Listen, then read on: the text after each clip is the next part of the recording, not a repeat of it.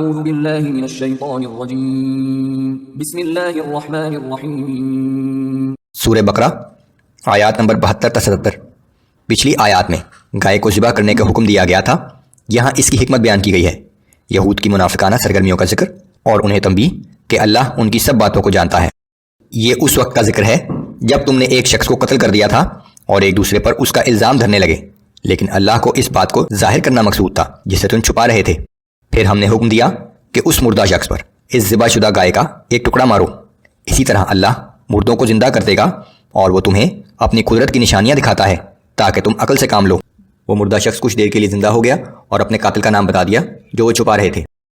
پھر اس کے بعد تمہارے دل پتھر کی طرح سخت ہو گئے، بلکہ اس سے بھی زیادہ سخت، کیونکہ پتھروں میں بعض ایسے بھی ہوتے ہیں جن سے چشمے پھوٹ نکلتے ہیں، اور بلا شبہ ان میں سے بعض پتھر ایسے بھی ہیں جو پھٹ جاتے ہیں تو ان سے پانی نکل آتا ہے، اور بے شک ان میں سے بعض ایسے بھی ہیں جو اللہ کے خوف سے گر پڑتے ہیں، اور یاد رکھو کہ اللہ تمہارے اعمال سے بے خبر نہیں ہے۔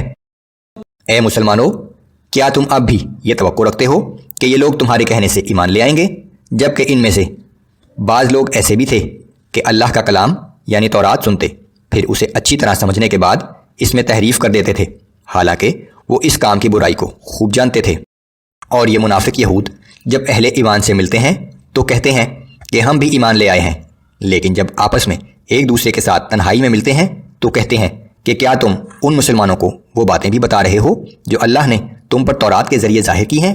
کہیں ایسا نہ ہو یہ مسلمان ان باتوں کی وجہ سے قیامت کے دن تمہارے رب کے حضور تم پر حجت قائم کر دیں۔ کیا تم اتنی بھی عقل نہیں رکھتے؟ کیا وہ لوگ اتنا بھی نہیں جانتے کہ اللہ کو وہ سب کچھ معلوم ہے جو وہ چھپاتے ہیں اور جو کچھ ظاہر کرتے ہیں؟